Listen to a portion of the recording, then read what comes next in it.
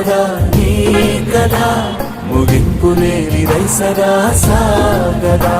నిస్వార్థమెంత గొప్పదో ఈ పదము రుజువు కట్టదా. సిరాలు లక్ష వంపదా చిరాక్షరాలు రాయదా. నిశీధి ఎంత చిన్నదో నీ కంటి చూపు చెప్పదా. నీలోని వెలుగు పంచగా విశాల నింగి చాలదా.